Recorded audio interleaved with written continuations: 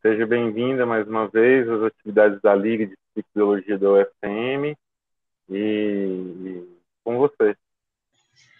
Bom, então eu queria agradecer o seu Naldo e a todos vocês que organizam a Liga e participam da Liga de ter esse interesse em me chamar para falar. Eu gosto muito de dar palestra para outras universidades, outros lugares. Acho que por eu ser cria da casa onde eu sou docente atualmente, e vocês podem deixar essas câmeras ligadas, que eu estou vendo vocês aqui. Eu quero falar com pessoas, não quero falar com bolinhas do Google Meet, não. Vocês podem abrir essas câmeras aí, eu quero ver vocês. A gente criar vínculos nesse mundo, assim, mesmo que virtual. Seria mais legal.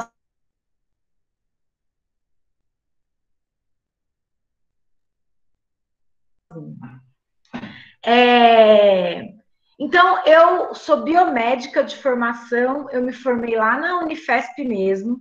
E aí, quando eu era iniciação científica, eu conheci o seu Naldo, que já estava na pós-graduação com a Malu. E eu segui um caminho parecido com o seu Naldo em relação à pós-graduação, porque eu fiz o mestrado, doutorado dentro do departamento de psicobiologia sob orientação da professora Maria Lúcia Formigoni. E na época eu trabalhei, sempre trabalhei com pesquisa básica, ou seja, com animais de experimentação, e sempre tive esse interesse de entender como que o álcool altera o comportamento e também o cérebro, e associar essas duas coisas. Durante essa pós-graduação, vou contar um pouquinho da história, porque eu acho.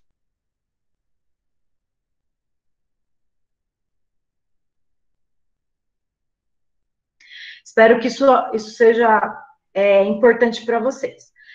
Mas durante a pós-graduação, eu estudava a sensibilização comportamental, vocês vão ver um pouquinho hoje sobre isso, bem pouquinho. E eu estudava, assim, como que alguns animais desenvolviam uma adaptação comportamental ao álcool e outros animais, apesar de receber a mesma dose de álcool, não desenvolveu essa adaptação comportamental. E aí eu ia estudar no cérebro deles o que dava de diferente nesse cérebro.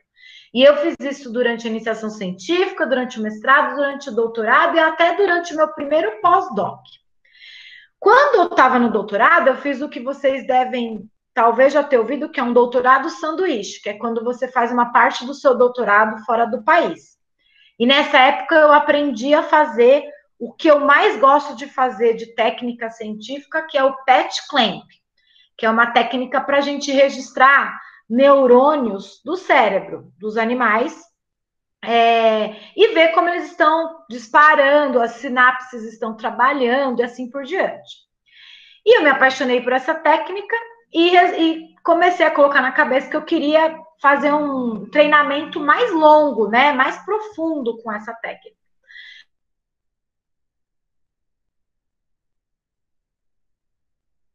Eu resolvi sair do Brasil de novo e aí eu passei 5 anos no National Institute on Alcohol Abuse and Alcoholism, que é o instituto que trabalha com a área de álcool dentro do NIH, que é tipo um instituto de pesquisa gigante lá nos Estados Unidos, de saúde.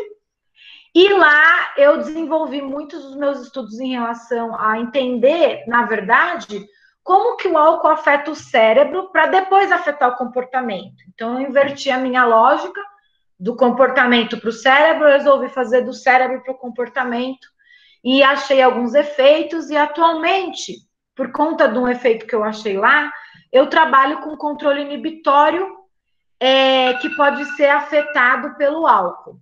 Então, a ideia é a seguinte, eu não estudo, na verdade, dependência, propriamente dito, a gente pode discutir isso depois, mas eu nem acredito que dá para fazer um modelo animal que consiga englobar a dependência como um todo. Mas eu estudo como que o álcool vai atingir algumas áreas do cérebro que fazem o nosso controle inibitório do comportamento e, prejudicando o controle inibitório, faça com que o indivíduo busque o álcool mais e mais e mais. E o exemplo que eu dou é o seguinte, não sei se vocês já passaram por isso, mas tem aquele dia, tipo amanhã, que tem um evento importante na faculdade, tem uma prova na parte da manhã. Só que hoje é aniversário do seu amigão e ele te chamou para fazer um happy hour virtual e tomar uma cervejinha. E aí você fala, vou tomar só uma cervejinha, porque amanhã eu tenho um compromisso sério, eu não posso ter ressaca. Só que por algum motivo, não sei se já passaram isso, principalmente quando vai ir em bar, assim, porque o contexto é importante, você toma a primeira, e aí você toma a segunda, e aí, de repente, você tá na quinta, e você nem percebeu como que você chegou naquela situação. Aí você fala, Jesus Cristo, que não era para eu beber 5, era para eu beber só um chopp. Aí você põe a culpa no garçom, porque o garçom te trouxe 3.000 cervejas ao mesmo tempo, e não consegue cumprir o que você queria. Então, a minha hipótese, que é o meu projeto atual, que é um projeto da FAPESP, é que o álcool vai afetar regiões do cérebro que faz com que a gente não consiga inibir o comportamento de beber e a gente acaba entrando nesse loop, bebe, bebe, bebe, bebe. Isso pode acontecer em indivíduos não dependentes, mas também acontece mais frequentemente em indivíduos dependentes lá na frente, porque eles não têm um controle, né? Por isso que é bem difícil dizer. Existem teorias que tentam falar para o indivíduo, você não precisa ficar abstinente total, você pode diminuir o consumo. Só que o problema é que pequenas doses de uma droga pode desencadear o consumo da droga em altas doses. Então, fica complicada essa relação. Então, hoje em dia eu tenho esse meu grupo de pesquisa que está aí tentando caminhar para fazer alguns experimentos. E aí tem uma equipe já grandinha no meu time aí, tem umas 12 pessoas já, mas alunos de pós-graduação são 4. E além disso, eu faço divulgação científica há alguns anos, então eu sou coordenadora geral de um site que talvez vocês já devam ter ouvido falar, que chama Eureka Brasil. Então, www.eurekabrasil.com é um site de ciência para todas as áreas que vocês imaginarem. São em torno de 10 docentes, professores de nível superior, nível básico, escrevendo nas mais diversas áreas que vocês imaginarem. Tem de tudo lá. Então, acessem. E atualmente, eu transformei o Instagram numa ferramenta de divulgação científica, meu Instagram, né, como ferramenta de divulgação científica, tanto para dar conselhos sobre a vida acadêmica, quanto, porque eu percebi que isso falta bastante, quanto para falar sobre drogas de abuso e tomada de decisão, que são as minhas frentes aí de trabalho, certo? Então é isso, qualquer coisa que vocês me perguntem mais coisas, eu respondo depois. Mas, indo para a aula, eu preparei uma aula mais ou menos de 1 hora, e para vocês terem uma noção, essa aula, a base dela, né, é a aula que eu dei no concurso público do qual eu passei para professora, e ela também é a aula que eu dou para o curso de medicina e curso de biomedicina na Unifesp. Só que aí eu fiz alguns ajustes, porque acho que foi a Ana Beatriz que me falou que vocês estão tentando estudar cronobiologia, né? E aí eu não sou especialista em cronobiologia, mas eu trouxe algumas informações a mais, né, e algumas referências para quem quiser ter esse olhar da cronobiologia sobre a dependência, tá bom? Então, vocês vão ver durante a aula, eu tentei trazer um pouquinho, mas já peço desculpas da falta de profundidade, porque não é minha área específica. Então, aí depois eu tenho umas mensagens aí, eu já vejo, tá? Alguém pediu alguma coisa, mas já achou, né? Beleza, professora, depois passar o Instagram. Tá aí, ó, Karina Abraão. Vai lá me seguir, tira uma foto dessa aula e me marca no seu stories. Ai, vou fazer igual as influencers, chiquérrima.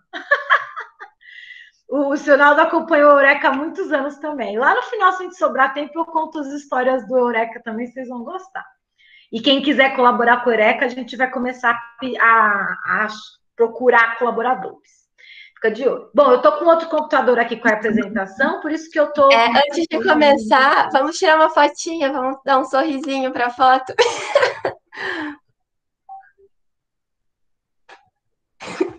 Peraí. Ó, tio Instagram, olha lá, todo mundo abrindo a câmera, olha só. Pronto. As influencers de plantão, é isso aí, mulherada dominando esse planeta. Vamos lá. Então é o seguinte, hoje o que eu vou trazer para vocês, eu não queria que fosse muito maçante, mas eu queria trazer uma visão diferente da neurobiologia da dependência. Porque se você vê um livro, né, aqui provavelmente vocês são a maioria da graduação, né? Se vocês olharem os livros que vocês estudam durante a graduação, até mais na área da saúde humana, livros de fisiologia ou até o de neurociência, vocês vão ver o seguinte, vocês vão ver o efeito agudo das drogas, beleza, que a cocaína inibe recaptação de dopamina, que o álcool atinge alguns receptores lá, glutamato e GABA, beleza, legal. A anfetamina também age no sistema dopaminérgico, a maconha age no sistema canabinoide e assim por diante. Mas não é o efeito agudo de uma droga que explica o desenvolvimento da dependência. Então, esse conhecimento do efeito agudo da droga, eu passo para vocês links que vocês aprendem o piscar de olhos, mas eu não vou falar dele hoje. Eu vou falar das teorias atuais, mais robustas, com mais dados científicos. Lembrando que na ciência, teoria é algo que tem muitos dados científicos que apontam que aquilo é real. Não, a gente não fala que é verdade, a gente fala que pode ser real. E que tentam olhar para a dependência e explicar o que está acontecendo no cérebro desses indivíduos, certo? E se quiser, depois eu posso passar uma referência de um livro que já é nível pós-graduação, mas que talvez seja o melhor livro na área de dependência que existe atualmente, que é um livro do George Koop chamado Neurobiology of Addiction, certo? Então, eu trouxe uma visão aqui que é meio única, eu não trouxe nenhum livro aqui, eu trouxe o que eu acho sobre esse tema aí que é do meu. Então, hoje, o que a gente vai falar? A gente vai falar de aspectos gerais sobre as drogas de abuso. Eu tenho que falar de poucos conceitos da psicologia, que talvez aqui tenham alunos de psicologia, né? Então vai ficar fácil para vocês, reforço positivo, reforço negativo. Eu vou falar de uma parte do cérebro que é o pontapé inicial para se entender o desenvolvimento da dependência, que é o sistema de recompensa. E aí a gente já vai cair no efeito neurobiológico agudo comum. Então eu falei, cada droga vai agir numa molécula no cérebro. Mas todas elas, de alguma forma, têm um efeito final comum. E a gente vai falar desse efeito, e a partir desse efeito eu vou trazer com um pouco de cronograma histórico como que surgiram as teorias do desenvolvimento da dependência, que já tem a ver com os efeitos crônicos da droga, porque ninguém fica dependente de uma golada de álcool ou uma cheirada de cocaína, certo? Né? As drogas precisam ser usadas mais de uma vez para tornar o indivíduo dependente. E depois a gente pode discutir critério diagnóstico e tudo mais, mas eu não trouxe esses detalhes para essa aula, porque seria um curso inteiro de dependência, não é esse o intuito, certo? Se vocês quiserem fazer um curso inteiro de dependência, aí vocês falam comigo, a gente indica alguns aí, depois tem pós-graduação também. Então vamos lá, aspectos gerais. O que é uma droga? Droga é aquele treco que a gente compra numa loja chamada drogaria, certo? A farmácia. Então, na verdade, droga não é só essas que você... é cocaína, o crack. Não são só essas. Droga é qualquer substância que é capaz de modificar a função dos organismos vivos, resultando em mudanças fisiológicas e de comportamento, consequentemente.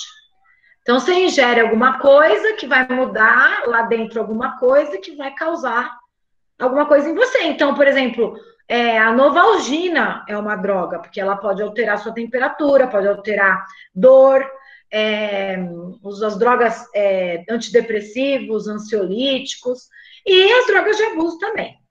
Acontece que lá atrás, muito lá atrás, se dividiu as drogas que atingiriam o cérebro como droga psicoativa. E em 1989, tem um artigo da ONU, que foi o artigo que o professor Elisaldo Carlini, quando trabalhava no CEBRID, ali do departamento que eu estou, utilizou, e aí outro professor importante lá do departamento, o professor Galdurós, eles utilizaram uma diferenciação que as drogas psicoativas são todas as que agem no cérebro e as drogas psicotrópicas são só aquelas que podem causar dependência. Acontece que, mais recentemente, já para os anos 2000, a Organização Mundial da Saúde, a OMS, começou a definir esses dois termos como sinônimos. Então, acabou sendo que todas as drogas que atingem o cérebro são consideradas ou drogas psicotrópicas ou drogas psicoativas. E pelo nome, faz sentido, porque psicotrópico, psique é mente, cérebro. Trópico é tropismo, atração. Então, qualquer coisa que tem atração pelo cérebro. E psicoativa, porque ativa o cérebro.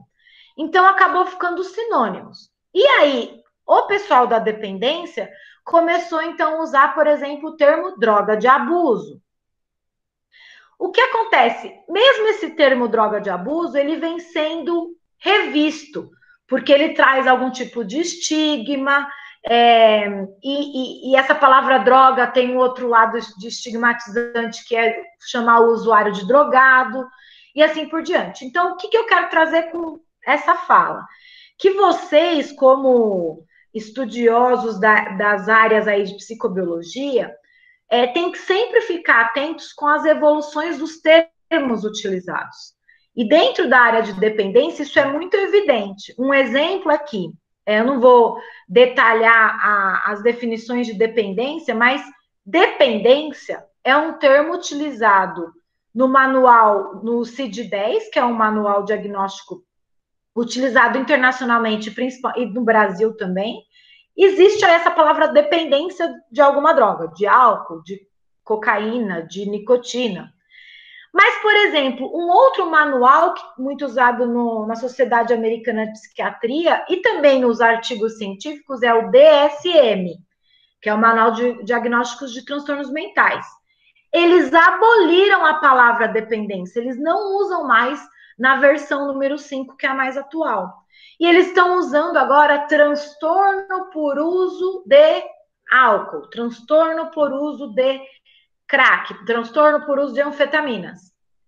Então, cuidado sempre com os termos, eles são importantes, eles vão evoluindo. De qualquer forma, eu vou utilizar aqui droga de abuso e vou falar sobre dependência, quando eu quero me referir a uma droga que causa, tem potencial de desenvolvimento da dependência, e no caso da dependência, quando eu me referi ao transtorno mais grave do abuso da droga. Porque existem pessoas que têm problemas com o abuso de uma droga e não necessariamente são dependentes. Mas dependência é esse transtorno mais grave quando tem sintomas de abstinência, recaída e assim por diante. Tudo bem? A lição dessa slide aqui é que vocês fiquem sempre atentos aos termos. Então, o que é uma droga de abuso? Bom, acho que vocês devem já ter visto alguma dessas que apareceram aí na tela. Então, eu aposto que aqui a maioria, por exemplo, já consumiu esse treco amarelo aqui alguma vez na vida. Pode ser que tem gente que nunca consumiu. Tem bastante jovens, mais jovens atualmente que pararam de consumir, enquanto, por outro lado, os que consomem mais do que antigamente. Mas a cerveja, o álcool, né, não só na cerveja, mas nas outras bebidas alcoólicas, é a droga de abuso mais consumida no mundo atualmente. E, de longe, o maior problema de saúde pública do Brasil e de outros países. De longe, não chega nem perto dos outros. A outra droga lista é a nicotina, que caiu muito o uso. Na época que eu era jovem, meus pais eram jovens, era bonito fumar nicotina e com muita propaganda e muita mudança de comportamento. Hoje não é bonito, é considerado feio. Os comprimidos aqui, eles representam as anfetaminas. Até algum tempo atrás era legalizado a prescrição de anfetamina para emagrecer, e isso causava bastante problema, principalmente entre as mulheres. Esse trequinho branco aqui são os cristais de metanfetamina, um componente derivado da anfetamina, um psicoestimulante muito forte. E para quem quer ter uma visão hollywoodiana do tráfico e dos problemas da anfetamina, pode assistir uma série muito legal que chama Breaking Bad, que mistura um pouco de ciência e o tráfico de drogas. Esse outro pó aqui é a heroína, não é um problema muito grande no Brasil, mas é um problema gigantesco em outros lugares do mundo, causa uma abstinência das mais feias e complexas, porque o paciente realmente tem convulsões, febres altas e alucinações durante a retirada da droga. E aqui à direita, as pedras de crack, que contém o mesmíssimo princípio ativo que a cocaína, ou seja, do ponto de vista de efeito em moléculas, é parecido, né? As duas drogas têm um princípio ativo que vão inibir a recaptação de dopamina, porém, a dinâmica do efeito é muito diferente entre o indivíduo que cheira um pó de cocaína ou um que fuma uma pedra de crack. Por quê? Porque a velocidade com que essa molécula chega no organismo, o pico de concentração que chega no sangue são diferentes. Então, isso também tem que ser levado em consideração quando vai se entender o efeito de uma droga. Um outro exemplo que eu posso dar é o efeito de uma golada de álcool é diferente do que o efeito de virar uma garrafa de cachaça. Porque as concentrações vão ser muito diferentes e na farmacologia, dependendo da concentração, você atinge alvos moleculares diferentes. Então, tudo isso é levado em consideração quando a gente estuda os efeitos das drogas. De qualquer forma, essas drogas causam um transtorno que tem algumas semelhanças, né? O transtorno por a dependência de álcool, a dependência de nicotina, a dependência de crack. Tem particularidades, mas todas elas têm efeitos no indivíduo que parecem semelhantes ou parecidos. Então, a gente diz que todas as drogas de abuso produzem sensações subjetivas de recompensa, de reforço, e pelo menos no início do uso de prazer. E que a gente consegue, em animais de laboratório, induzir a autoadministração dessas drogas, assim como os seres humanos. Principalmente animais como os roedores e outros mamíferos, que têm circuitos cerebrais da recompensa homologicamente, né, parecidos com os nossos. Então, se é reforçador no ser humano, é reforçador também em vários outros animais. Inclusive, uma das drogas que existe um debate muito grande para saber se realmente causa classicamente uma dependência é a maconha, porque os outros animais, eles não se autoadministram maconha de maneira recompensadora. Então, a gente duvida um pouco de que se essa droga causa ou não dependência. Os governos, tanto o americano quanto o brasileiro, consideram que sim, mas existe ainda bastante debate e tentativas de entender esse fenômeno de maneira mais aprofundada. Se vocês quiserem me interromper e fazer perguntas, vocês podem levantar a mão, que eu consigo ver aqui as pessoas que vão levantando a mão. Não tem problema nenhum, tá bom? Eu não me incomodo para vocês, se vocês quiserem. Vamos lá. Eu não quero que vocês fiquem com a impressão que os efeitos e o transtorno por uso de qualquer droga, ele tem uma base simples e inerentemente do efeito da droga no cérebro, certo? A depender, e que isso é programado pela genética do indivíduo. A depender do ambiente que o indivíduo está, pode também ocasionar maior probabilidade ou menor probabilidade de desenvolvimento de uma dependência.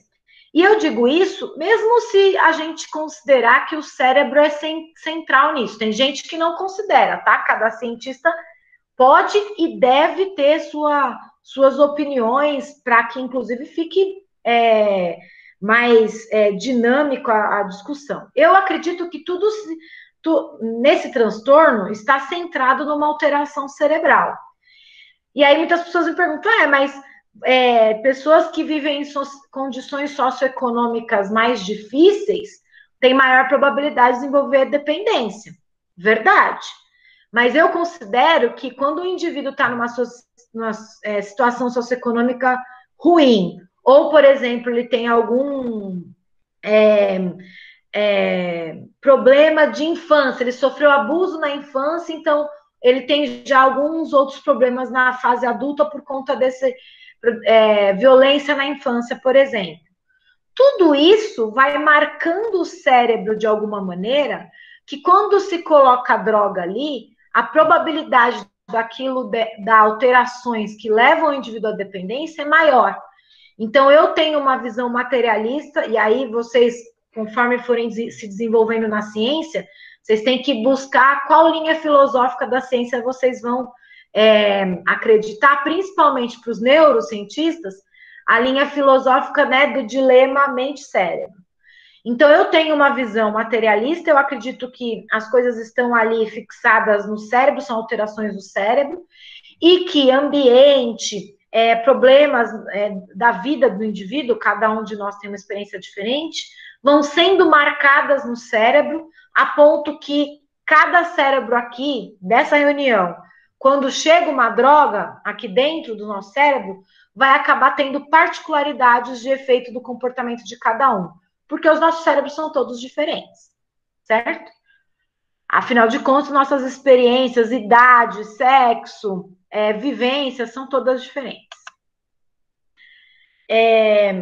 Isso, eu gosto de mostrar essa figura, porque hoje em dia a gente até sabe que os fatores ambientais, como os fatores pré-natais, lá enquanto está no útero da mãe, ou seja, a mãe, tem muitos estudos ali no departamento e na Unifesp sobre a mulher que faz exercício físico grávida, consegue passar algumas marcas desse exercício físico para o bebê quando o bebê fica adulto?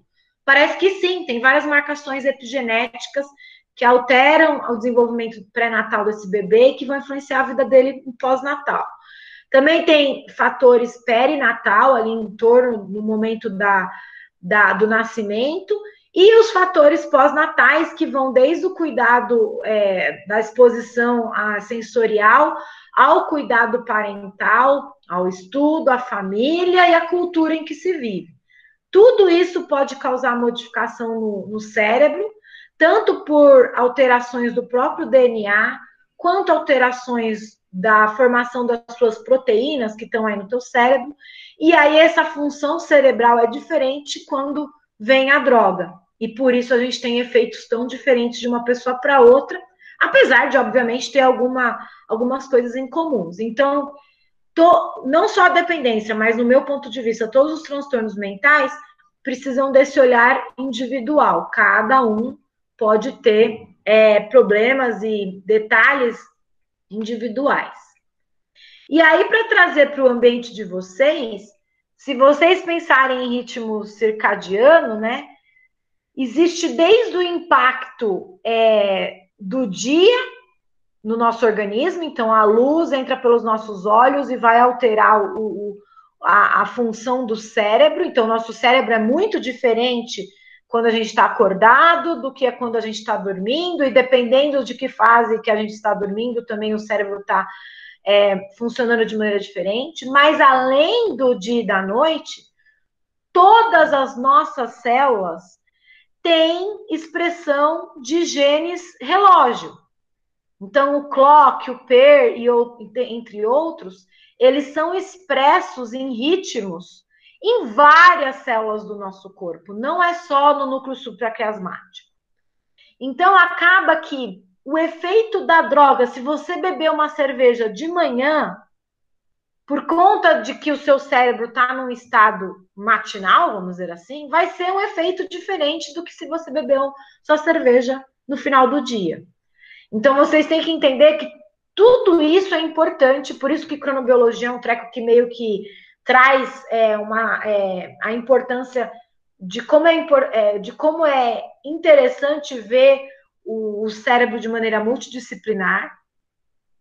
E qualquer droga que se faz uso vai ter efeitos diferentes. Um exemplo que não tem a ver com dependência, mas que eu sempre falo, é que se o médico te receitar tratamento com cortisol, domiciliar, não, sem você estar em... Se você estiver em crise, tanto faz a hora do dia, ele vai te dar um cortisol para você sair da crise. Mas se for tratamento domiciliar de acompanhamento, você ficar tomando cortisol de noite, não vai fazer sentido. Porque a gente tem pico de cortisol de manhã, então você tem que elevar o teu pico ali e ajudar o teu pico de cortisol. Não é para você bagunçar seu ritmo circadiano de cortisol. Então, isso mostra que cada momento do dia o nosso corpo está diferente. Então, qualquer coisa que entra pode ter um efeito diferente. E aí, com esse ponto de vista, se vocês quiserem se aprofundar em relação às drogas, eu aconselho procurar esse trabalho do Logan, de 2014, fácil de encontrar, que trata sobre cronobiologia e dependência. E eu trouxe alguns pontos aqui que eu acho importante. Por exemplo, indivíduos com transtorno de abuso por várias drogas, eles têm problemas de ritmos.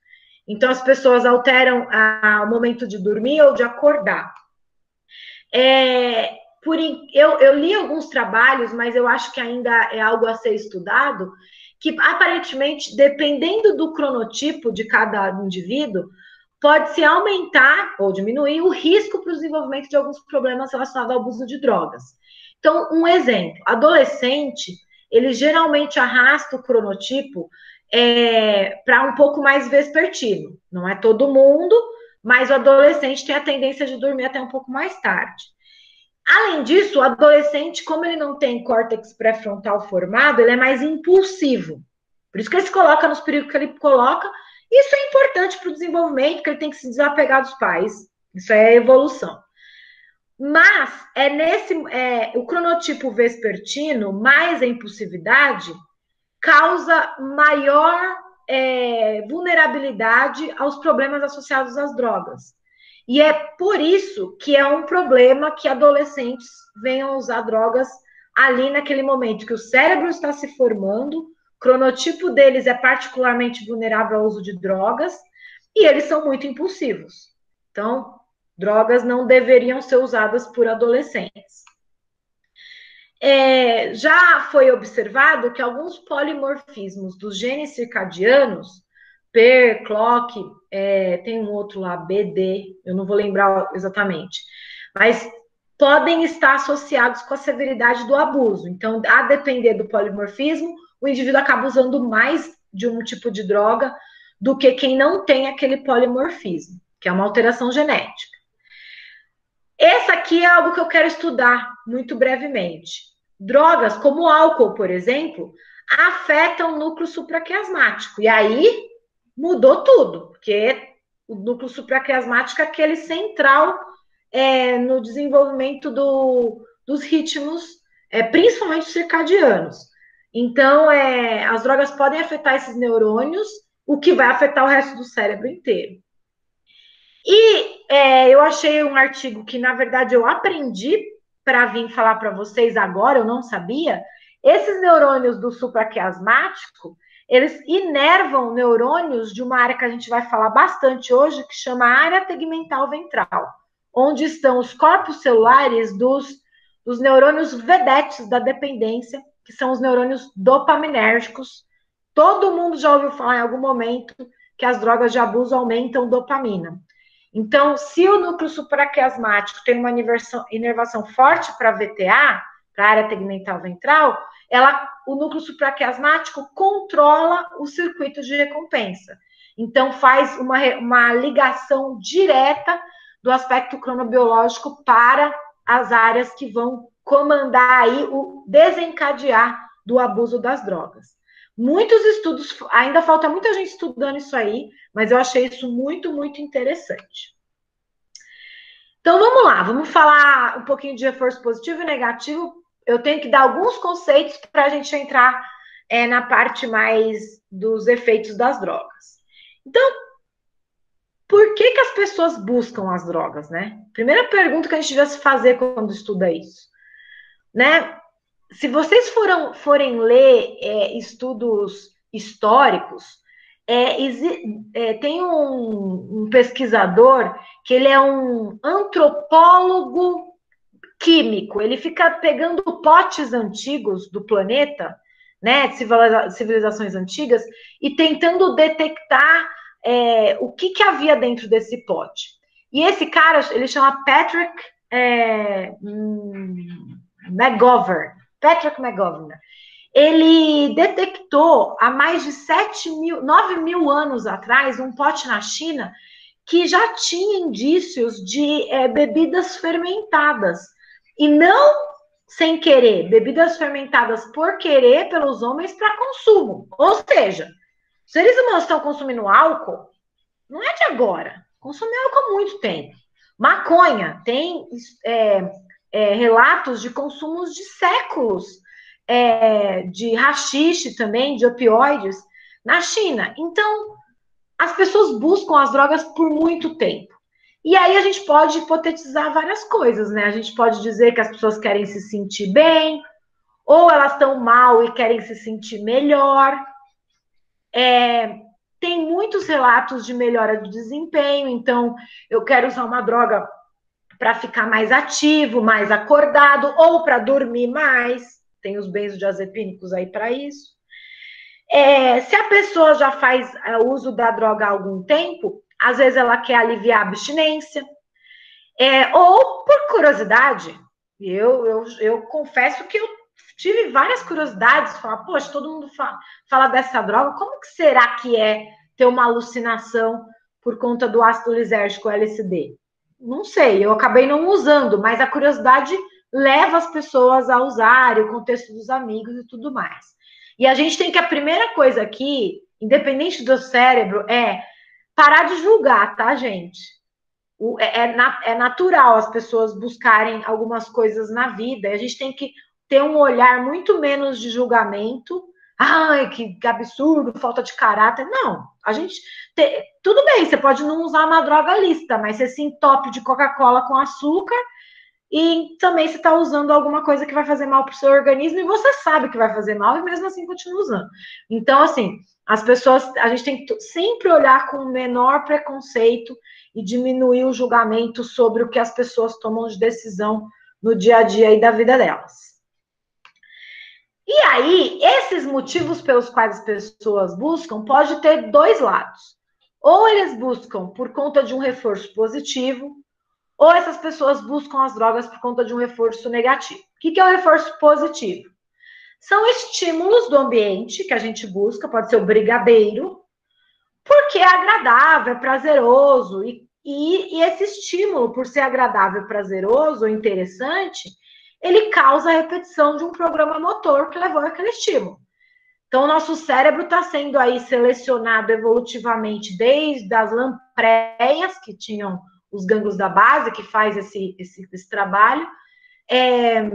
E aí eles falam o seguinte, o cérebro de qualquer animal está ali, olha, ali naquele canto tem um treco que eu gosto, fui lá e peguei. Sei lá, a abelha pegou o néctar de uma flor. Até a abelha tem isso.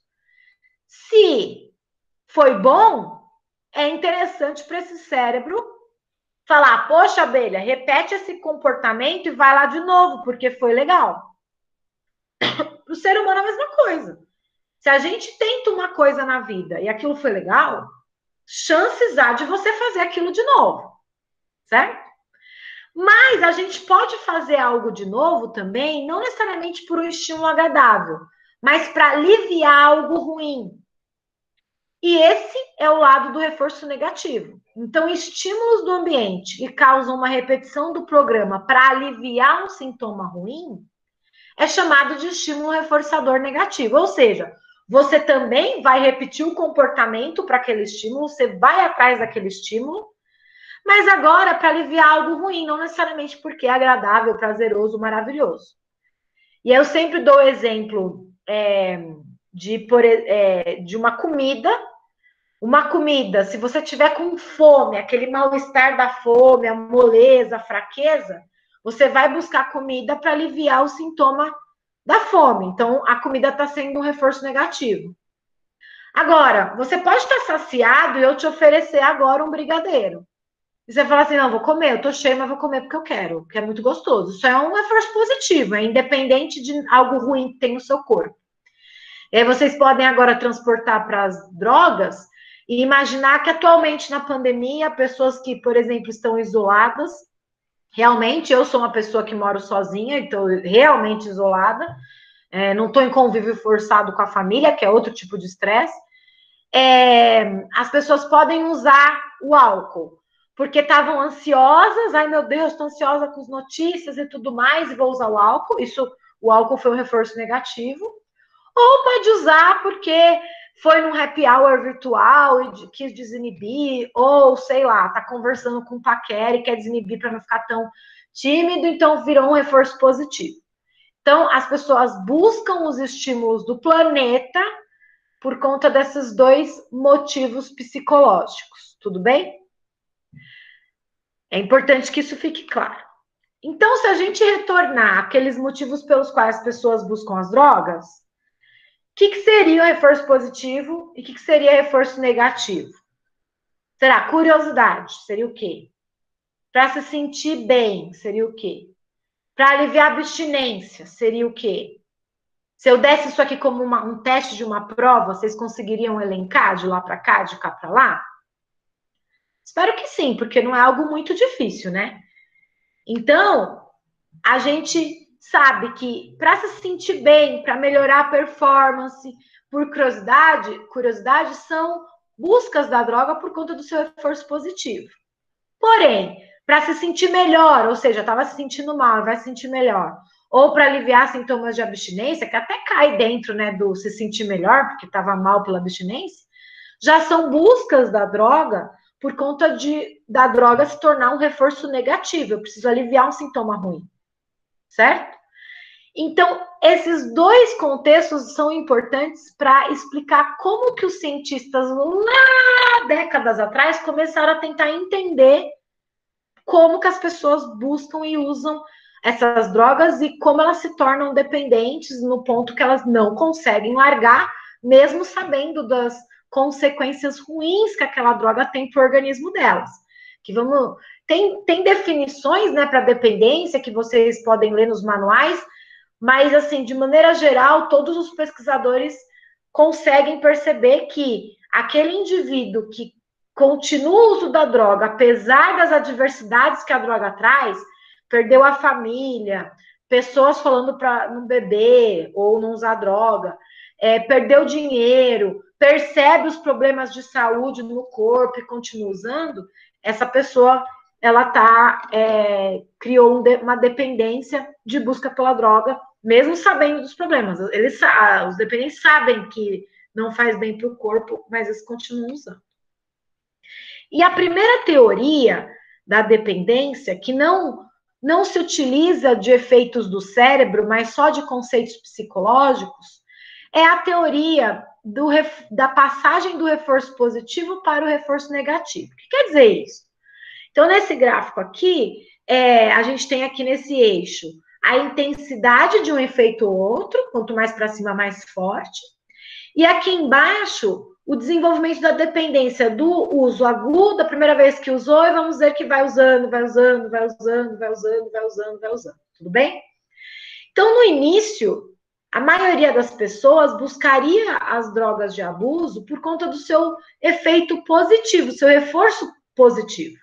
Então, a linha azul aqui representa o reforço positivo da droga, por curiosidade, por conta dos amigos, para as festas, para interagir socialmente com outras pessoas, e beleza. Então, esses primeiros usos aqui, o reforço positivo dominaria o motivo pelo qual o indivíduo está buscando.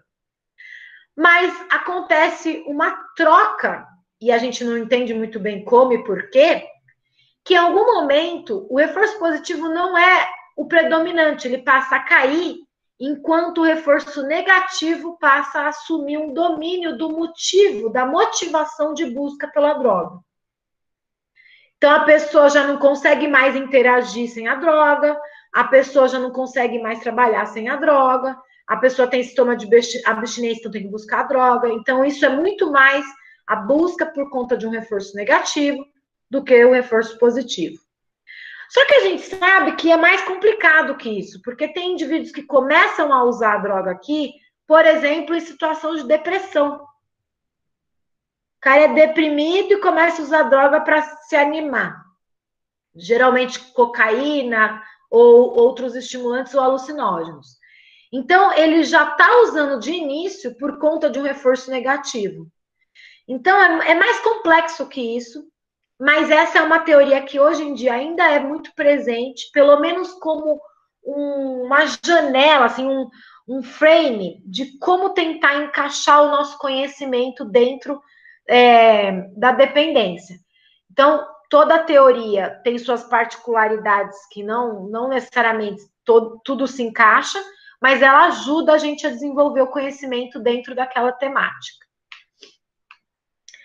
Então, conforme esses cientistas mais da psicologia estavam entendendo o reforço positivo e negativo, tinha um outro grupo de pesquisadores, e aí, inicialmente, o James Olds, e o Milner, que é uma sumidade aí, eles não estavam muito preocupados com droga de abuso, não. Eles estavam preocupados em entender o cérebro e entender o que na verdade, eles estavam tentando acertar uma área lá de consumo de comida. E aí eles perceberam, em algum momento, que eles atingiram uma área. E o que eles faziam no experimento? Eles estavam utilizando ratos, tá aqui o ratinho, ó. Eles implantavam um eletrodo dentro da cabeça desse rato para dar microchoques. Fiquem tranquilos que isso não causa dor. Quem não assistiu, assista Hannibal. Dá até para comer o cérebro de alguém se a pessoa perceber. Estou sendo drástica, mas é o que mostra no filme. Dentro do cérebro não existe receptor de dor. E aí você consegue dar estímulos para os neurônios da região que você está atingindo disparar. E você vê o que o animal faz. Será que o animal faz alguma coisa para receber esse estímulo? Esses pesquisadores saíram na época num jornal, olha a divulgação científica aqui de décadas atrás, no jornal canadense de Montreal, e foi dito que eles tiveram a descoberta da área de prazer do cérebro. Como que eles fizeram isso? Então, o James Olds, que é esse aí, eles estavam fazendo essa implantação de eletrodos no cérebro dos ratos e faziam com que os ratos pressionassem uma barra como essa para receber um estímulo no cérebro. Então, de primeiro, o rato dava uma cheiradinha, o que é isso aqui? Eles adoram explorar, ratos são exploradores, e começavam a apertar essa barra. Conforme eles apertavam, eles ficavam malucos e ficavam apertando muito, muito, repetindo o comportamento, repetindo o comportamento. E se vocês prestaram bastante atenção no que eu falei sobre reforço, positivo ou negativo, é qualquer estímulo que faz você repetir o comportamento. Repetir o comportamento. Seja para aliviar um sintoma, ou seja porque ele é muito legal. Então, juntando esses dois lados da história, esses indivíduos descobriram a região do sistema de recompensa. O sistema cerebral que faz com que, quando ele é ativado, a gente vai lá e repete o comportamento. Ou porque é legal, ou porque a gente alivia alguma coisa. Nos ratos, essa região, na verdade, eles estavam tentando atingir, na época, uma região chamada hipotálamo, mas eles atingiram um pouquinho para cima e atingiram um feixe prosencefálico medial, que é um bando de fibra nervosa que tem os axônios dos neurônios passando de cima para baixo, aqui mais ou menos no meio. Esse feixe também é presente nos seres humanos e está representado aqui nessa foto por essa parte amarela. E no cérebro dos humanos a gente diz que feixe prosencefálico medial também. O que esses cientistas descobriram? Eles descobriram que eles estimulavam uma região de vias descendentes, ou seja, neurônios que saíam do hipotálamo lateral para a área tegmental ventral. E como isso era feito? Presta atenção, eles descobriram isso lá atrás, em 2012, em macacos, eles descobriram, quer dizer, em 1981, descobriram que era uma fibra de neurônio que descia do hipotálamo lateral para a área tegmental ventral, e só em 2016, com técnicas bem mais novas, que está aqui, uma professora chamada Kei Tai, do MIT, descobriu que o Olds e Milner estavam estimulando era esse neurônio GABAérgico do hipotálamo lateral. para quem não é familiarizado, GABA é um neurotransmissor inibitório do nosso cérebro, que causa inibição no próximo neurônio. Esse neurônio que estava sendo estimulado pelo Olds e Milner lá naquele rato, libera GABA no interneurônio GABAérgico também. Olha aqui, esse aqui, da área tegmental ventral. E esse neurônio GABAérgico libera GABA no famoso neurônio dopaminérgico, que sai da área tegmental ventral e vai lá para uma outra área muito famosa da dependência, que é o núcleo accumbens. Então, hoje em dia, a gente sabe que aqueles experimentos do Olds e do Milner estimulavam neurônios GABAérgicos que inibiam esses outros neurônios GABAérgicos, e porque esses neurônios GABAérgicos não estavam funcionando por estar inibidos, o neurônio dopaminérgico, disparava. E isso criava a repetição do comportamento. Porque quanto mais dopamina, mais repete o comportamento. E com isso, a gente vai chegando na via mesolímbica, que é a via mais importante para os efeitos agudos das drogas. A via mesolímbica faz parte aí de um grupo de outras vias dopaminérgicas, mas ela, principalmente, é um grupo de neurônios de dopamina que estão com os corpos celulares aqui na área tegmental ventral e mandam os axônios, as projeções, para liberar a dopamina lá na região do núcleo accumbens, e se também tem umas projeções da via mesocortical para a região do córtex frontal. Essa via mesolímbica talvez seja a mais importante, mais estudada, mas atualmente mais deixada de lado da área de dependência. Então, durante anos, eu mesma estudei durante anos essa via, e hoje em dia, os institutos que fornecem dinheiro nessa área nos Estados Unidos resolveram deixar isso um pouco de lado, porque como vocês vão ver mais para frente, essa via explica muito bem o início da dependência, mas muito pouco o estabelecimento dela e a abstinência recaída. Não que não tenha um monte de gente estudando, tem um monte de gente estudando ainda, mas agora tem muito mais gente olhando para outras regiões do cérebro. Então, com isso, a gente chega no efeito neurobiológico comum. E qual é ele? O efeito neurobiológico comum de todas as drogas de abuso é que elas, de maneira direta ou indireta, aumentam a dopamina no estriado, principalmente na região do núcleo accumbens que eu acabei de falar para vocês, que é onde recebe os neurônios dopaminérgicos, ou seja, libera dopamina na região do accumbens. Isso foi demonstrado lá em 1988 pelo Di Chiari Imperato com a técnica de microdiálise, que é uma técnica igual de diálise, né, que o pessoal vai fazer diálise renal, ou seja, tira o sangue para fazer uma troca dos metabólitos ruins do sangue dessa pessoa numa máquina, já que o rim não está funcionando, e retorna o sangue para o corpo. Aqui é uma microdiálise porque é pequenininha, mas passa-se um fluido aqui dentro desse probe, e aí, por exemplo, a dopamina que está altamente concentrada do lado de fora pode entrar para o nosso fluido aqui, a gente consegue coletar esse fluido e medir a quantidade de dopamina ou de outros neurotransmissores e outras substâncias, certo? E aí, de Chiari Imperato, o que eles faziam? Eles pegavam os animais, ratos, se não me engano, injetavam uma droga e mediam dopamina. E olha só que legal. Para cocaína, injetava no tempo zero, logo depois de meia hora, uma hora, a dopamina estava explodindo dos 300% do basal no accumbens e também no estriado dorsal. O que acontecia para o álcool? Mesma coisa. Injetava álcool no animal, bum! Dopamina no accumbens. O que acontecia para a anfetamina? Mesma coisa. Dava anfetamina para o animal, explosão de dopamina no accumbens. Isso acontece para nicotina, para morfina, para tudo que vocês imaginarem. Explosão de dopamina, certo? E foi aí que se estabeleceu a primeira relação neurobiológica do Zetrac-Tracbum, né? A primeira relação neurobiológica de como as drogas afetavam o tal do sistema de recompensa que faz o comportamento repetir no cérebro.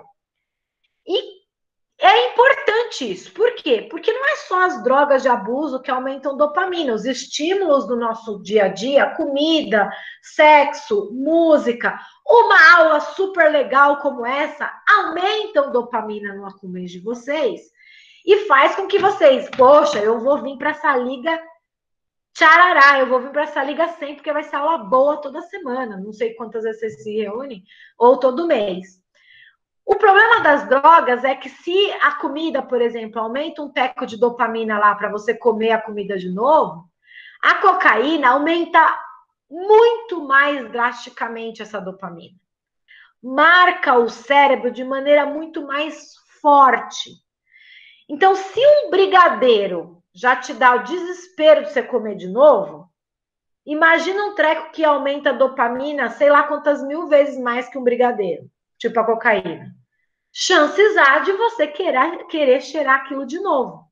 Porque a dopamina, ela tem esse efeito de marcar o cérebro para você repetir aquele comportamento, porque aquele comportamento foi legal, foi bom, foi positivo para você. Certo? Isso serve para os outros animais também. Então, todas as drogas, aqui nessa figura, a gente está representando do lado esquerdo a região da área tegmental ventral, do lado direito a região do núcleo accumbens. E aí aqui, lembra que eu falei que vem um neurônio GABAérgico do hipotálamo lateral para inibir esse interneurônio GABA? É esse pititinho aqui, ó. E esse interneurônio GABAérgico inerva os neurônios dopaminérgicos que estão em azul do lado esquerdo. Esses neurônios mandam projeções lá para o accumbens, a dopamina sendo liberada aqui em vermelho, e essa dopamina vai agir em outros neurônios que estão lá na região do núcleo accumbens. Claro que essas regiões recebem inervações de outras regiões do cérebro, como, por exemplo, do córtex. O que acontece é que nos quadradinhos amarelos, retângulos amarelos, vocês veem os nomes de várias drogas de abuso. Elas não necessariamente vão agir aqui direto nas sinapses dopaminérgicas. Sinapse dopaminérgica. A cocaína e a anfetamina, sim, vão agir diretamente aqui, são os psicoestimulantes com a ação mais direta na dopamina. As outras drogas vão agir em outros lugares do cérebro, mas de uma maneira indireta vão causar o aumento de dopamina no accumbens, marcando o cérebro para que o indivíduo repita aquele comportamento da próxima vez. Com isso, a gente começa agora a ir para o efeito crônico. Então, retomando aqui, todas as danadas das drogas de abuso aumentam dopamina de maneira aguda, nas primeiras vezes que a gente usa elas. E essa dopamina, o efeito dela é o seguinte, ela reforça ações prévias para motivar as futuras. Então, se aumentar a dopamina, tudo que você fez antes foi legal, então você deve fazer aquilo de novo. Isso foi descoberto por outros cientistas que também não estavam estudando drogas de abuso e que desenvolveram uma teoria não é uma teoria para explicar as drogas, é uma teoria para explicar o efeito da dopamina, que é a teoria da predição de erro de Schultz. Então, Schultz é um pesquisador muito famoso aí da área da dopamina. Todo mundo que quer conhecer dopamina tem que saber sobre o Schultz. Ele registrava aqui, eu estou mentindo para vocês, esse experimento do lado direito não é com cérebro de camundongo como está aqui, é com cérebro de macaco. Então, ele registrava os neurônios dopaminérgicos lá da área tegmental ventral e via eles disparando. Disparando é potencial de ação. Quando eles dão o potencial de ação. Beleza. E esses neurônios dopaminérgicos, eles ficam disparando de maneira marca-passo, assim. Eles ficam disparando aleatoriamente. Eles nunca estão quietinhos de tudo. Só que o que ele observava é que eles vinham, ó, cada linha aqui, esses pontinhos são os disparos. Cada linha é um neurônio dopaminérgico diferente. Então, eles vinham disparando de maneira descoordenada, mas quando vinha um suquinho de laranja para esse macaco, os neurônios dopaminérgicos meio que aumentavam a frequência de disparo. Aqui é a somatória. Brrr. Certo? Legal. Acontece que o Schultz, ele estudava condicionamento. Ou seja, pistas ambientais que predizem a recompensa. Vocês também, se são da psicologia, também devem lembrar do cachorrinho do Pavlov e tudo mais. Então, o que acontece? Uma pista ambiental condicionada, que diz que vai vir o suquinho de laranja, pode eliciar o disparo da dopamina antes do reforço, do suquinho de laranja. Então, se no começo da associação é o reforço que aumenta a dopamina, com o tempo, não é mais o reforço. Talvez não seja mais a droga de abuso. Talvez seja o preparo que vem antes do uso da droga de abuso. Que no caso aqui do macaco era uma luzinha na tela de um computador. No caso do ser humano, pode ser a ida para o bar, pode ser aquela chegada da sexta-tarde. Vocês não têm aquela sensação de dar umas 4, 5 da tarde na sexta-feira? Parece que tem um clique para tomar uma cerveja e pedir uma pizza?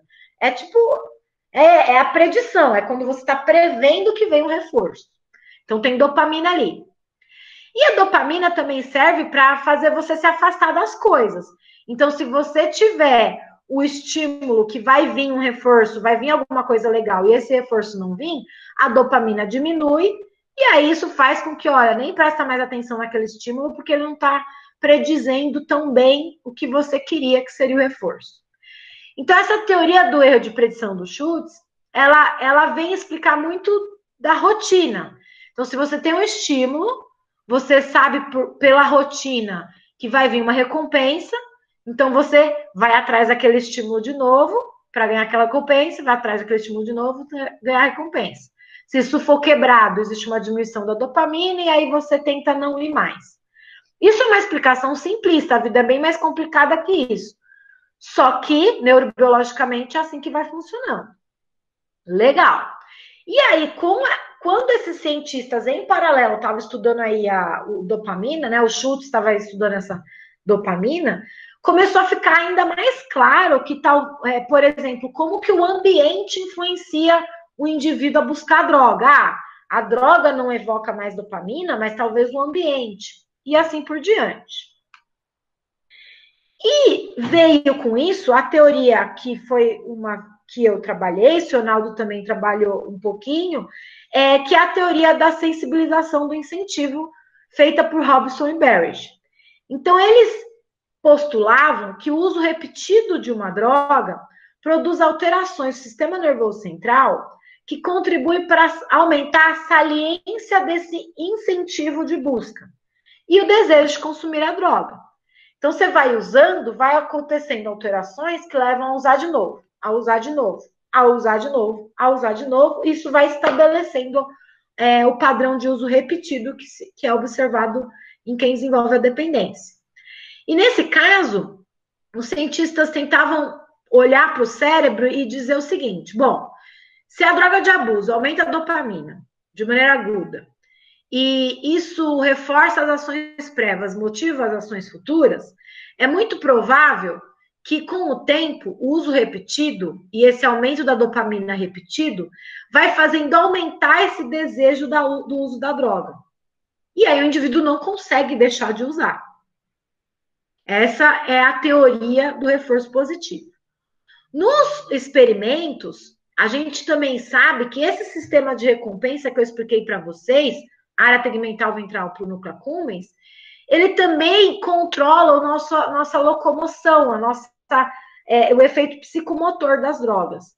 E aí, esse aqui é um estudo que eu fiz e que o grupo da professora Maria Lúcia Formigoni trabalhou durante muito tempo, com o Cionaldo, professor Isabel Quadros e outros pesquisadores, que os animais, quando a gente injeta álcool neles, eles vão desenvolvendo um aumento da atividade locomotora progressivamente maior.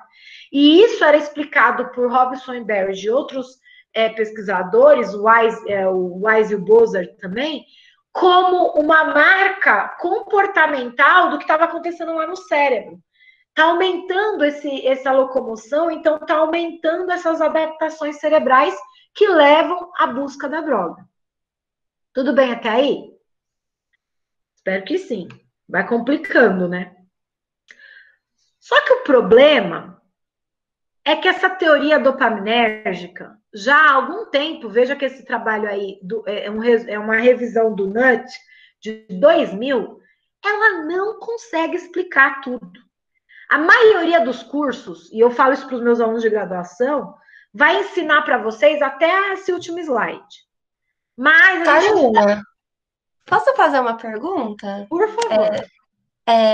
Quando você disse sobre a dependência relacional ao ambiente, veio na minha cabeça sobre dependência ritualística. Não sei se é assim que chama, mas, por exemplo, fumar um cigarro quando acorda tomando um café, mas não necessariamente, tipo, se não der para fumar, você vai ficar numa abstinência. Mas assim, se você for tomar um café, você fala, nossa, queria um cigarro. Aí pode-se falar que não é algo, uma dependência química, é mais uma dependência de ritual, assim? Eu não sei diferenciar muito bem. Hoje em dia, esqueçam as terminologias de dependência psicológica, dependência química, dependência ritualística. É tudo dependência, certo? Só que existem particularidades do comportamento de busca, certo? Então, muitos comportamentos de buscas envolvem rituais. No caso do fumar, rotina com café, por exemplo. No caso de uso de cocaína, rotina de uso de cartão de crédito para fazer as linhazinhas e tudo mais. No caso do álcool, preparo de drinks. Então, assim, rituais para o uso de droga existem na dependência de qualquer uma delas. Do ponto de vista neurobiológico, a gente consegue explicar isso de duas maneiras. Uma delas é por esse erro de predição que eu falei da rotina. Você começa a associar momentos anteriores do uso da droga com a droga. Então, esse indivíduo associou a xícara de café com lá vem o meu cigarro. Então, fica muito mais difícil de quebrar. E a outra teoria que a gente vai falar já, que vai explicar isso e que tem uma associação, inclusive, com isso que eu acabei de falar, é a teoria com a que eu trabalhei até no pós-doc, que explica a dependência como a formação de um hábito inquebrável. Não é inquebrável, mas muito difícil de ser quebrado, porque o hábito comum da nossa vida é até importante, só que a gente tem que saber se desvencilhar deles. Mas a dependência se torna um hábito tão marcado no cérebro que a pessoa não consegue desvencilhar. E aí o hábito, ele também ele é desencadeado por padrões de comportamentos.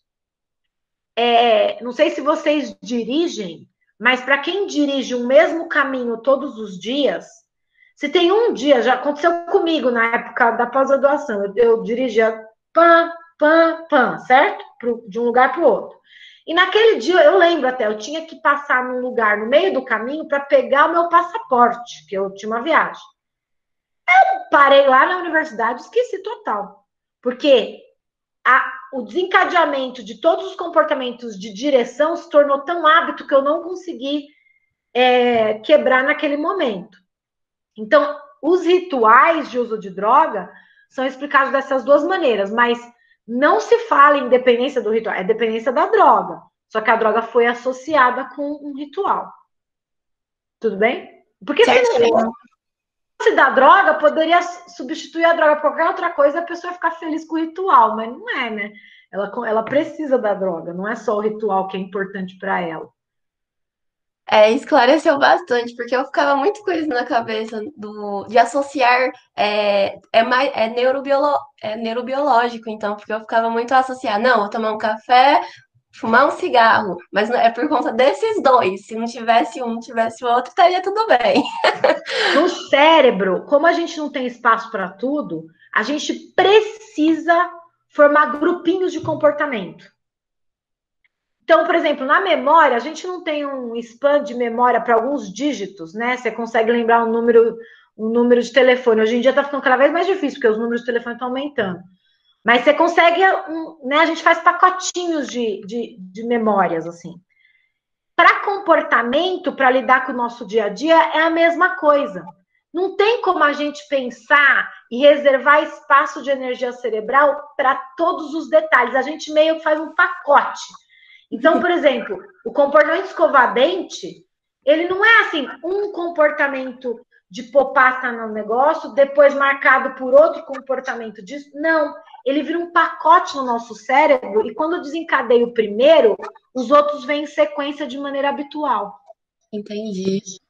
Porque a gente não tem energia suficiente para pensar em tudo que a gente vai fazer no dia a dia. Entendi, certinho. Certo? Muito obrigada. De nada.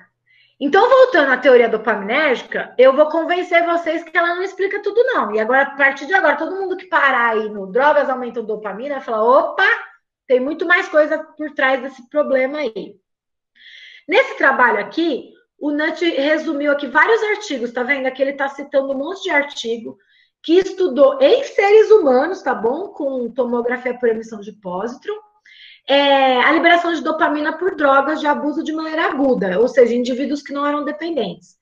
Aqui, como é o deslocamento de um fármaco, o raclopride, quanto menor essa barra aqui para baixo, maior é a liberação de dopamina observada.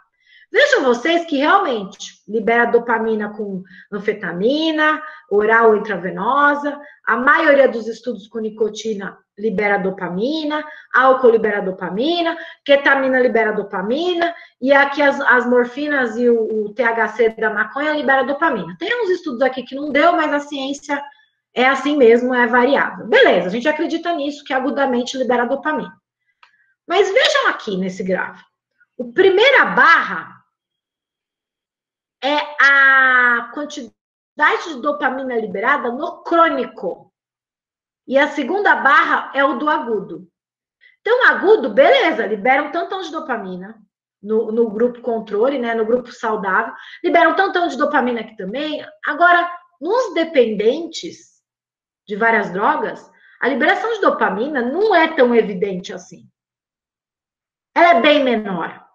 Tem umas barras gigantes aqui que representam, inclusive, que talvez tenha indivíduos que tiveram diminuição de dopamina. Então, no crônico, as coisas começam a ficar complicadas. Vou tentar convencer vocês com o estudo da área básica também. Olha só, esses animais aqui, eles eram expostos à cocaína, então eles tinham que bater o narizinho num buraquinho para receber cocaína intravenosa. E eles tinham um sistema de registro de dopamina até muito bem avançado, que chama voltametria, que registra dopamina em questão de segundos. E realmente, como pressuposto, na primeira semana, eles batiam o narizinho, recebiam a dopamina, recebiam cocaína, desculpa, e a dopamina aumentava. Olha a segunda semana. Olha a terceira semana. Cadê a dopamina aumentando por conta da cocaína? Não está tão evidente mais. Alguma coisa mudou com a exposição crônica, que essa dopamina não parece ser mais a atriz principal do treco aí. E aí, muitos pesquisadores também, e esse nome aqui é outro para vocês guardarem, Nora Volkow, eu vou voltar com ela no final. Ela tem muitos estudos em seres humanos, e ela mostra que se a dopamina, talvez a liberação de dopamina não é mais a vedete principal, a gente precisa começar a olhar para outras coisas. E ela foi uma pessoa que foi olhar para os receptores da dopamina. E percebeu que, por exemplo, dependentes de cocaína, metanfetamina, álcool e heroína, tinha uma menor expressão de receptores, por exemplo, do tipo D2, é um tipo de receptor, na região do estriado, que não é o accumbens mais, é uma região do estriado dorsal. Isso mostra que, poxa, então a gente tem que sair dessa linha, a área tegmental ventral, núcleo accumbens, e começar a perceber a dependência como um problema que afeta o cérebro de maneira mais complexa e como um todo. E a partir de agora, eu vou começar a trazer essas teorias que foram além. Então, uma delas é a teoria do reforço positivo ainda, mas que sai do accumbens e vai para o estriado dorsal, baseado nos estudos da Nora Volkow também, e que mostram, talvez, que os indivíduos dependentes, eles formam um hábito de uso da droga, que tem a ver com os efeitos ritualísticos que a gente estava falando agora, por conta de uma evocação da dopamina em outras regiões que não o accumbens. Então, a neuroanatomia, isso aqui é um cérebro de rato, aqui embaixo está a área tegmental ventral, aqui em vermelho e rosinha e um pouquinho de roxo está o accumbens. Tudo bem, a gente já sabe que a área tegmental ventral manda dopamina para o accumbens. Saibam vocês que o accumbens, acreditem em mim, também manda projeções de outro tipo para a área tegmental ventral, tá bom? Então, eles são regiões do cérebro que estão interconectadas. Um manda para o outro. Acontece que a dopamina que vai para o accumbens, mais dessa região vermelha, volta para a VTA, não volta dopamina, volta GABA, mas inerva regiões mais para o lado lateral. E aí, esse lado mais lateral manda dopamina já em rosa para uma região mais ascendente, né, do accumbens. Isso aqui vai indo mais para o lado, mais para o lado, mais para o lado, até que chega na região do estriado dorsal, que é uma região associada à formação de hábito. Então, os cientistas acreditam que se a dopamina do accumbens vai ficando cada vez mais irrelevante, é a dopamina e as alterações do estriado dorsal que vão tomando conta. E por isso o indivíduo forma um hábito. Então, eles acreditam que a dependência é o desenvolvimento de adaptações das regiões cerebrais mais límbicas, ou seja, associadas mais ao desejo da busca da droga, para regiões de alças do pré-frontal mais associativas e do hábito. E aqui a gente está falando do estriado ventral ou accumbens, são sinônimos, para o caudado ou estriado dorsal, que também são outros sinônimos, depende de que espécie a gente está falando. Então, a teoria do hábito faz essa transição de busca pela droga por uma questão pontual, por uma busca habitual, quase que compulsiva. Tudo bem? E aí vem a compulsividade. Então, se você pensar no dependente, eles são compulsivos, né? Eles não conseguem parar de usar. E aí, na verdade, os cientistas começaram a observar que essa região do estriado, né, que a gente está falando, que tem dopamina, poxa, ela recebe dopamina, mas ela também recebe inervações de outras regiões do cérebro. E uma região muito importante do cérebro é o córtex cerebral. Na verdade, talvez nos seres humanos, talvez não, é o mais desenvolvido nos seres humanos. Desculpa que o slide ficou poluído, né? E tinha algumas animações, mas eu acho que perdi. Então, vai prestando atenção comigo daqui de cima que eu vou conseguir dissecar eles para você, esse slide para vocês. Então, o estriado que a gente está falando até agora recebe essas inervações do córtex. E é essa inervação do córtex, principalmente o frontal, esse está aqui na frente, que é importante para funções cognitivas executivas, como planejamento do comportamento, respostas afetivas emocionais, tomada de decisão. Se vocês pensarem na dependência de maneira leiga até, dá para imaginar que os dependentes, né, os indivíduos têm problema de planejamento do comportamento, têm problema emocional afetivo, têm grandes problemas de tomada de decisão. Eles não conseguem tomar a decisão de não usar a droga. E se você olhar o cérebro de um indivíduo dependente que abusa, por exemplo, de cocaína, ele tem uma diminuição muito forte da região do córtex órbito-frontal, que é essa região do córtex associativo frontal importantíssimo para a tomada de decisão. Então, esses cientistas aqui, o Jest e o Taylor, e um montão de gente seguidor deles, acredita que o estabelecimento da dependência vem por conta de uma diminuição do controle cortical sobre o estriado, o que faz com que o indivíduo passe a usar a droga de maneira compulsiva. Não tem mais esse controle.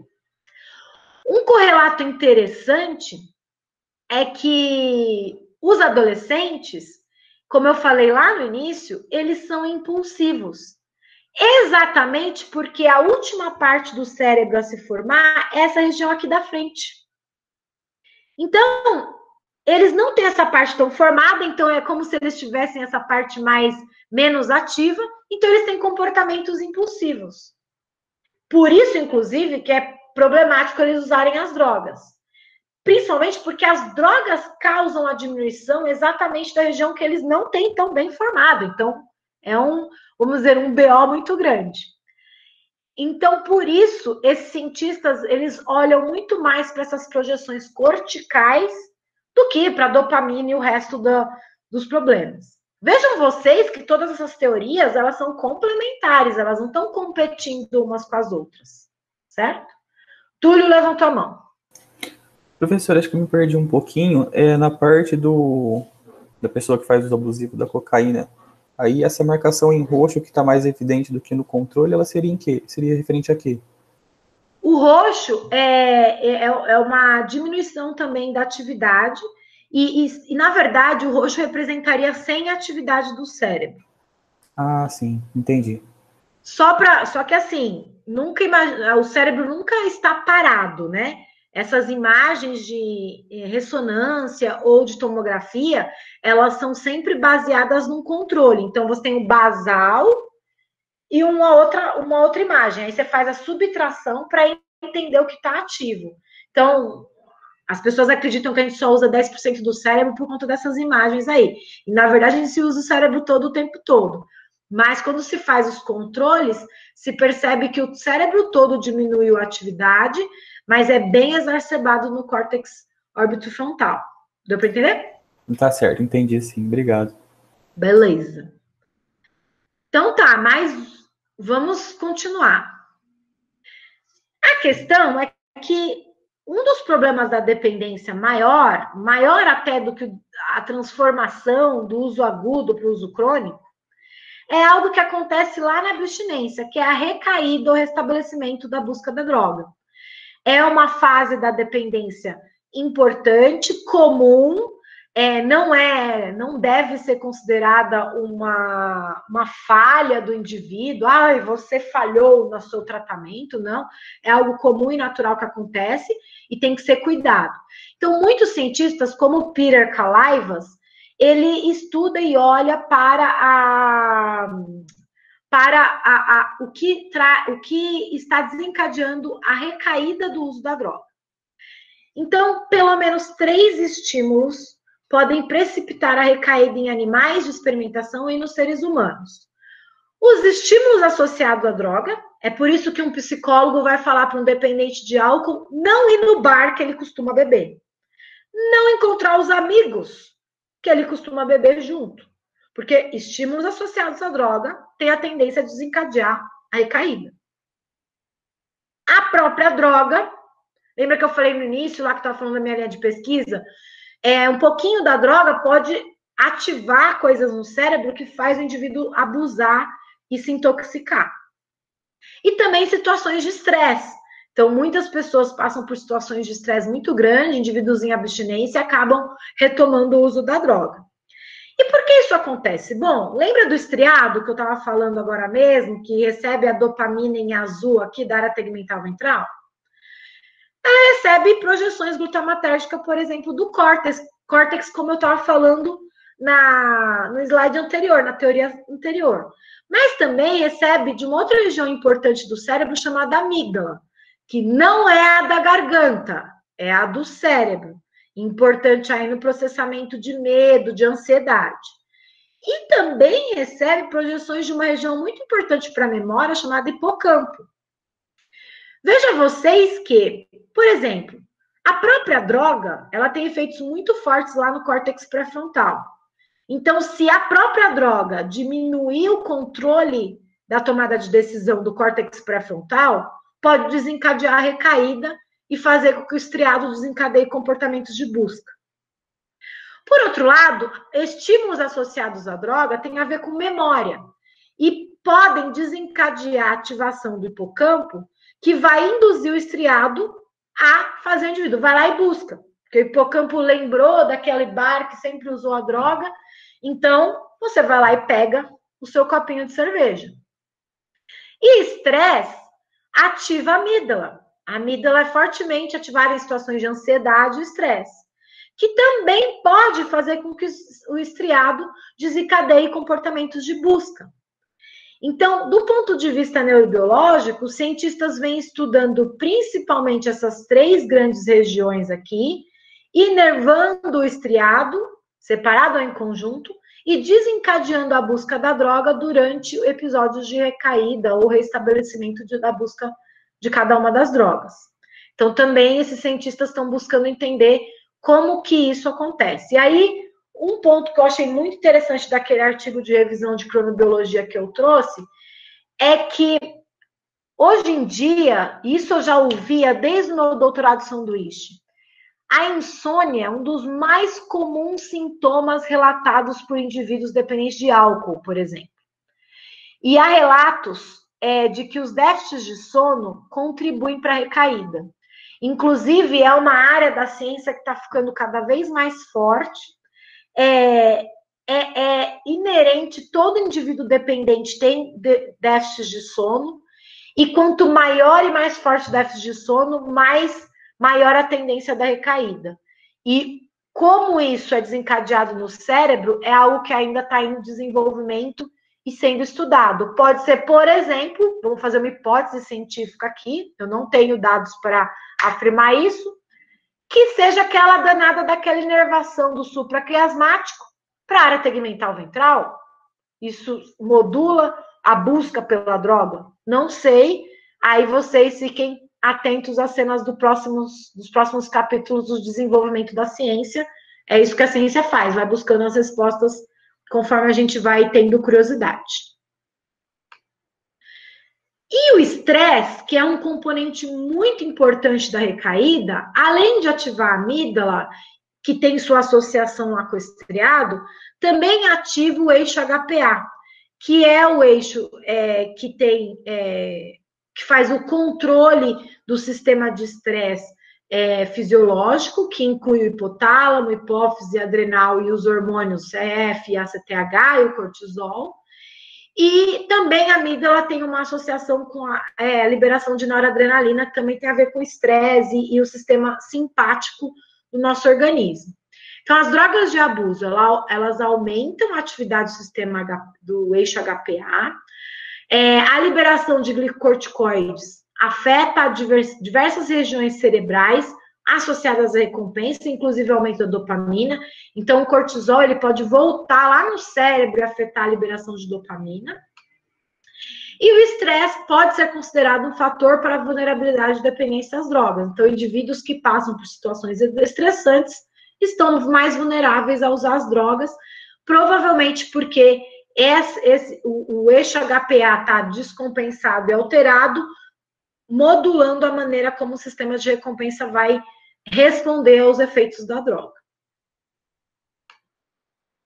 Para resumir e revisar, as principais teorias que tentam explicar o desenvolvimento da dependência, que é o sistema de reforço, o hábito, a função executiva do córtex pré-frontal, impulsividade, e também a questão do estresse, eu fiz essa figura, que é adaptada de uma revisão do Kubo e do Lemoal, mostrando que na fase aguda, que é o primeiro quadradinho aqui, a gente tem sim as experiências prazerosas, as diferenças individuais e genéticas afetam bastante em como as drogas vão alterar o cérebro, tem aumento de dopamina e tem algum tipo de aumento dos estressores, como o cortisol.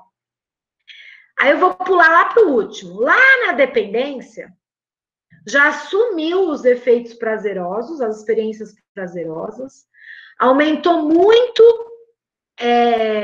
os efeitos estressores, que pode, inclusive, fazer com que o indivíduo fique buscando a droga, e o estado emocional negativo, a impulsividade, a busca, o desejo pela droga. E nessa fase, acredita-se até que existe uma diminuição da dopamina. O indivíduo fica buscando a droga até para compensar esse efeito de menor quantidade de liberação de dopamina. O grande problema para os cientistas está aqui no meio. A gente sabe, os cientistas colocam aqui um intermediário entre o quadrado, né, o retângulo inicial e o retângulo final, mas a gente não sabe quando e como isso se estabelece. E qual é o clique? É um clique? É de um dia para o outro? É por um tempo? Quando que passa um cérebro de um não dependente usuário de droga, ele passa a se tornar um cérebro dependente. Será que a gente vai conseguir descobrir isso algum dia? Será que é um 50 tons de cinza, é um degradê, a gente não vai conseguir? Então, aqui o meio da transição é onde a gente tem ainda muitas questões em abertas para serem desvendadas. Para não deixar vocês sem os mais novas hipóteses sobre a dependência, eu trouxe aqui bem rapidamente. Então, tem gente que explica a dependência como uma alteração da plasticidade sináptica. Eu fiz bastante estudo sobre isso, escrevi uma revisão com o meu orientador. Na verdade, isso aqui já está até publicado faz tempo, eu esqueci de mudar aqui. O cérebro de um animal que foi submetido à droga por muito tempo ou de um dependente, ele deixa de se tornar plástico, ou seja, ele deixa de poder se adaptar ao meio. Isso talvez explica por que o indivíduo tem esse comportamento único, exclusivo de busca da droga, e é tão difícil abrir esse repertório comportamental para outras coisas. Isso pode ser ao fato de que grande parte das drogas de abuso, elas bloqueiam, alteram a maneira como o cérebro se adapta, que é pela plasticidade sináptica. As sinapses de um neurônio e outro podem sofrer alterações para ficarem potencializadas, ficarem deprimidas, e isso é chamado de long-term potentiation, long-term depression, né? Depressão de longa duração, potenciação de longa duração, e as drogas alteram esse sistema e travam a possibilidade do cérebro se adaptar. Além dessa teoria, que foi muito implementada pelo Piazza, tem a hipótese molecular, que é de um pesquisador muito importante, que é o Eric Nestler, que ele acredita que, mais do que as sinapses, as alterações de moléculas muito importantes e bastante generalizadas em vários neurônios podem explicar a dependência. Então, ele atribui bastante importância a algumas moléculas do sistema glutamatérgico e moléculas intracelulares que vão modular a expressão dos genes em cada neurônio, como o CREB e o FOS. Mas eu não vou entrar em detalhes, porque isso aqui já seria um curso de pós-graduação. O que eu quero dizer para vocês é que a dependência, ela é difícil de ser estudada do ponto de vista neurobiológico, porque além dos fatores genéticos e ambientais, ela é uma espiral. Toda vez que o indivíduo usa a droga, ele altera um pouquinho o cérebro dele, ele retira a droga, fica abstinência, e na hora que ele usar de novo, ele já não está usando no mesmo ponto de partida, o cérebro dele já está diferente. Isso vai se alterando. Por isso que atualmente os cientistas e até os clínicos estão tentando realmente entender em que fase o dependente ou o indivíduo que está abusando está, porque a maneira de lidar com o indivíduo em fases diferentes é diferente. Mesmo porque, para cada fase da espiral da dependência, existem regiões do cérebro que vão ser ativadas de maneira diferente. Então, se um paciente chega intoxicado, ele está com alterações em regiões dos gânglios da base, que fazem tomada de decisão, e por isso que as pessoas ficam alteradas e tudo mais. Então, a maneira de lidar com um paciente desse é diferente da pessoa que está em abstinência, e que pode estar sofrendo efeitos negativos, depressão, ansiedade, e sintomas de abstinência.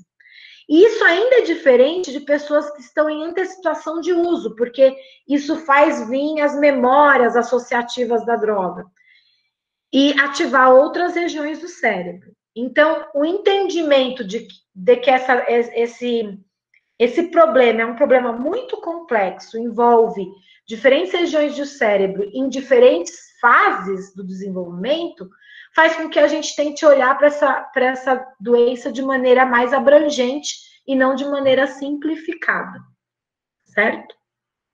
A referência dessa figura não está aí, mas vocês podem procurar por qualquer revisão do professor George Koob, George, e Koob é K-O-O-B, que vocês vão ver exatamente essa figura aí, ele repetiu já a figura em várias revisões dele.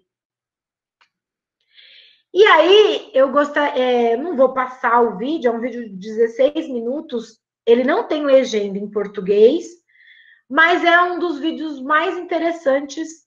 Assistam devagarzinho com a legenda em inglês, assim, para vocês irem pegando, que é da professora Nora Volkow, ela é a atual diretora do Instituto Nacional de Drogas de Abuso dos Estados Unidos. É muito importante essa pesquisadora. E ela veio desde a época muito nova, quando ela começou na carreira dela, focando em contradizer o que a medicina ensinou durante anos, que a dependência seria uma falha moral do indivíduo. Né? A medicina passou muito tempo falando isso. E ela bate na tecla que hoje em dia a gente sabe que a dependência é uma doença que muda o cérebro.